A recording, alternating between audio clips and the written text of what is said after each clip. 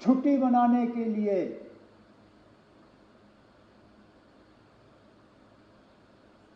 और इस छुट्टी का जिंदगी भर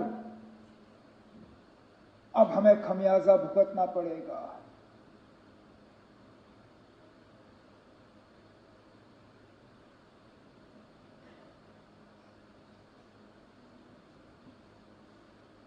जिन लोगों ने ये किया, कहने के लिए तो वो कहते हैं कि हमारी भलाई के लिए किया,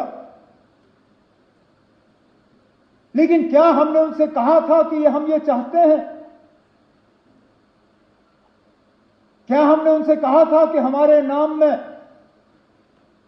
आप इन 26 लोगों को कब्र में बंद करके यहां से वापस भेजें? क्या हमारी इसमें कोई मंजूरी थी? क्या यह हमारी इजाजत से हुआ? हम में से कोई इस हमले के साथ नहीं है। इस हमले ने हमें अंदर से खोखला किया, लेकिन इस हमले ने, क्योंकि हर खराबी में कहीं ना कहीं हमें कोई रोशनी की किरण ढूंढने की कोशिश करनी चाहिए। बहुत मुश्किल है इन हालात में वो रोशनी ढूंढना, लेकिन स्पीकर साहब, पहली मर्तबा 26 साल में मैंने जम्मू कश्मीर में किसी हमले के बाद लोगों को इस तरह बाहर आते हुए नहीं देखा। कठुआ से लेके कुपवारा तक शायद ही कोई शहर या गांव ऐसा जहां लोगों ने बाहर आके इस हमले की मजम्मत नहीं की, कहा कि ये मेरे नाम में नहीं हुआ, नॉट इन माय नेम। ये आपने जिसके लिए भी किया हो, मेरे लिए नहीं किया। और ये लोगों का बाहर आना, इसमें हम में से किसी का हाथ नहीं है। हुकूमत ये कहे कि हमने कराया, कोई और ये कहे हमने कराया, कोई नहीं ना। हम भी इस गाड़ी पे चढ़े, हमने इस गाड़ी पे सवारी की, लेकिन गाड़ी चलाई हमने नहीं। ये लोगों ने खुद गाड़ी बना के इस पे सवार होके जुलूस निकाले, नारे दिए, बैनर बनाए, मोमबत्तियां जलाई, ये कहने के लिए कि हम इस हमले के साथ नहीं हैं।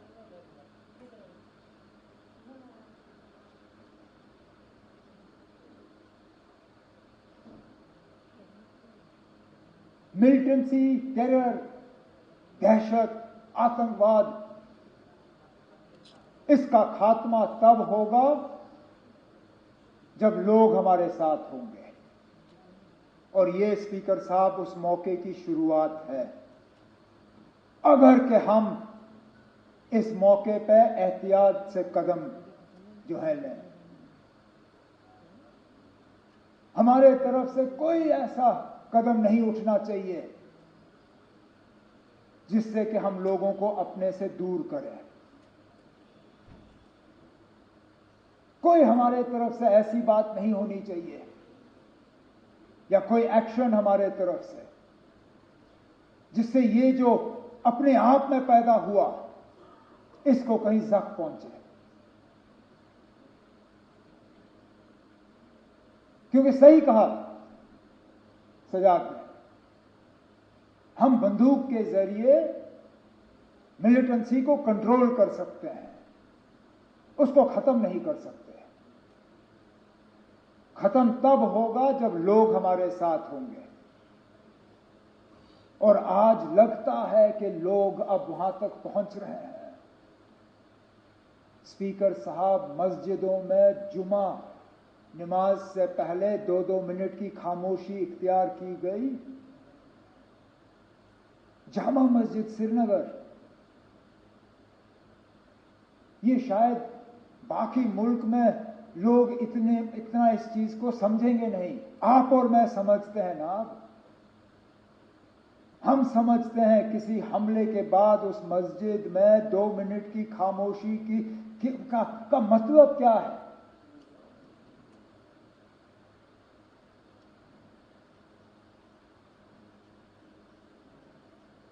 तो मेरी तो सिर्फ यही कोशिश रहेगी कि इस सिलसिले को हम बनाएं, बढ़ाएं, घटाएं नहीं, कम ना करें।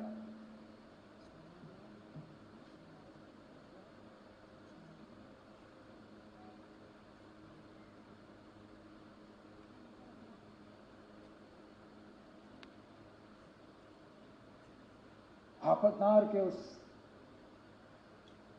नौजवान आदिल के बारे में क्या कहें। अब जान की परवाह सबको होती है, लेकिन अपनी जान की फिक्र ना करते हुए टूरिस्टों को, अपने मेहमानों को बचाने के लिए वो अपनी जान की कुर्बानी दे गया। भागता तो कौन उसको कुछ कहता।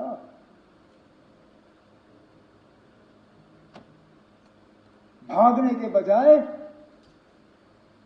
खतरे की तरफ गया। इस तरह के और मिसाल हैं जिनके बारे में आज हम सुनना शुरू कर रहे हैं। जो टूरिस्ट वहां से निकले, उन्होंने अब जिक्र करना शुरू किया। किसी एक ने वहां लोकल पोनी वाले को कहा कि मेरी बीवी और बच्चे को ले जाओ, इनको बचाओ, मुझे यहां छोड़ दो। और उसने कहा मैं ना आपकी बीवी को कुछ होने दूंगा, ना आपके बच्चे को कुछ होने दूंगा, ना आपको कुछ होने दूंगा। इनको कुछ होने से पहले इनको मेरे ऊपर से गुजरना होगा। और छुपा के उनको सलामत रखा। जख्मियों को अपने कंधों पे पहाड़ से नीचे उतार के अस्पताल, एम्बुलेंस तक पहुंचाया।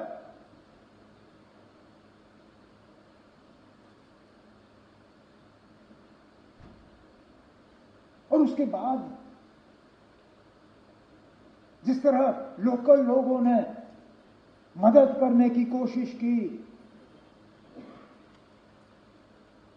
गरीब वो शिकारा वाला जो डल लेक पे फल बेचता है,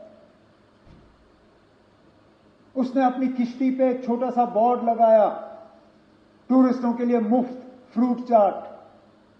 अरे ना, वो दिन के 200-300 रुपए कमाने वाला, वो कहता है कोई नहीं ना चले मेरे हफ्ते की कमाई, लेकिन मैं कम से कम अपने मेहमानों को यह एहसास देना चाहता हूं कि हम उनके साथ हैं। वो 3 व्हीलर वाला ने टूरिस्टों को कहा कि अगर आपको हवाई अड्डा पहुंचना है, मैं मुफ्त आपको हवाई अड्डा पहुंचा दूंगा। इसी तरह की टैक्सी वाले, होटल वालों ने अपने कमरे खोले और कहा आप यहां रहिए। जिन्होंने गुलमर्ग छोड़ के, पहलगाम छोड़ के, सोनमर्ग छोड़ के श्रीनगर भाग के आए, जिनके पास रहने की जगह नहीं थी, होटल वालों ने उनको कहा कि हम आपसे पैसा नहीं लेंगे, आप रहिए यहां पे।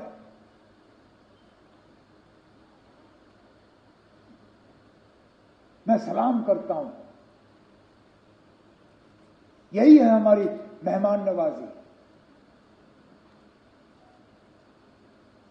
उसके साथ साथ उनका शुक्रिया करता हूं कि उन्होंने ये किया। जम्मू कश्मीर के बाहर हमारे कुछ स्टूडेंट्स, हमारे कुछ रहने वालों को कुछ जगहों पे तकलीफ हुई, उससे कौन इनकार कर सकता है। लेकिन मैं उसके साथ साथ उन तमाम रियासती हुकूमतों का शुक्रगुजार हूं जिन्होंने मौके पर तहकीकात करके हालात को काबू में लाने में अपना रोल अदा किया।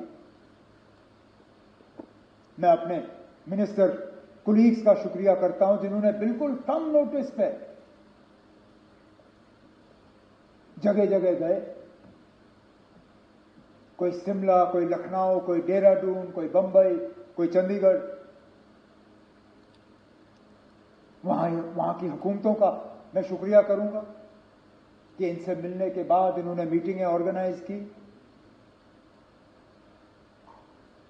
हम अपने तरफ से एक सिस्टम जो है वो तैयार करना चाहते हैं, सोशल मीडिया और व्हाट्सएप वगैरह का इस्तेमाल करते हुए, ताकि एक नोडल पॉइंट हमें मिले। हम तो चाहेंगे कि इस तरह के हालात ना हो, लेकिन इक्का दुक्का अगर कहीं हो जाए तो बच्चों के पास, बच्चियों के पास, दूसरों के पास एक जगह होनी चाहिए जहां पे वो इन चीजों को दर्ज कर सकें। उसके लिए हम तैयारी कर रहे हैं।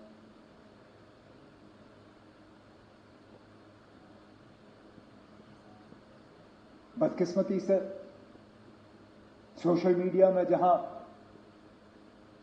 90% खबरें जो है वो सही होती हैं, 10% वो भी लोग हैं जो झूठी खबर फैलाने की कोशिश करते हैं। मैं उन्हें कहना चाहता हूं कि अपनी हरकतों से बाज आओ।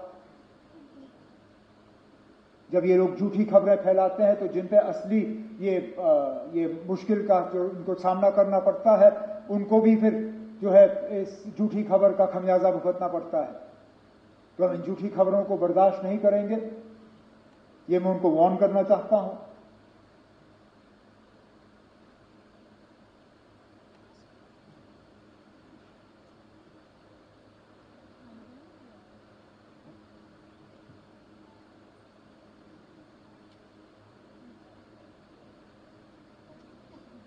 स्पीकर साहब, जम्मू कश्मीर की सिक्योरिटी जम्मू कश्मीर के इलेक्टेड हुकूमत की फिलहाल जिम्मेदारी नहीं है, लेकिन मैं ये मौका इस्तेमाल करके स्टेटहुड की मांग नहीं करूंगा। अब मैं किस मुंह से इस पहलगाम के वाकये को इस्तेमाल करके मरकज से कहूंगा ना अब मुझे स्टेटहुड दो। मेरी क्या इतनी सस्ती सियासत है? मुझे क्या इन 26 लोगों के मरने की इतनी कम कदर है कि मैं अब मरकज से जाके कहूंगा ना अब चलो 26 लोग मर गए, अब मुझे स्टेटहुड दे दो। स्टेटहुड की बात हमने पहले भी की, आगे भी करेंगे, लेकिन लानत हो मुझ पे अगर मैं आज ये कह के मरकज के पास जाऊं कि ना अब 26 मर गए, अब दे दो।